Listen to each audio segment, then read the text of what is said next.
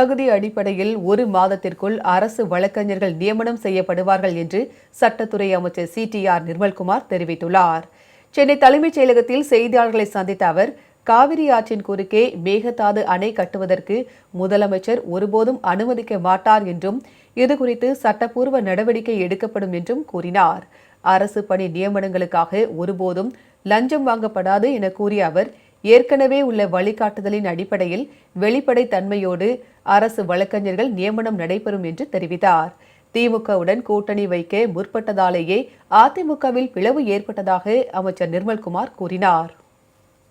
Merit அடிப்படையில் திரும்பவும் ஏன் கோடிட்டு காட்டுறோம்னா, எனக்கு பல பேர் இதை நாங்கள் நியமிக்க ஆரம்பித்த பிறகு பல வழியில் எங்கள் முயற்சி செய்தார்கள், பல வழியில் எங்களிடம் வந்தார்கள், பலர் எங்களுக்கு பாராட்டும் தெரிவித்தார்கள். அதனால் திரும்பவும் சொல்லிக்கணும்னு நினைக்கிறோம். மெரிட் அடிப்படையில் தமிழகம் முழுவதும் சிறப்பாக அரசு வழக்கறிஞர் நியமிக்கும் பணிகள் நடைபெற்று வருகிறது. அது நடைபெற்று வர காலங்களில் விரைவாக அதெல்லாம் நாங்கள் தேர்வு செய்து வழிகாட்டுதலை ஃபாலோ பண்ணி பின்பற்றி தேர்வு செய்து நியமிப்போம்.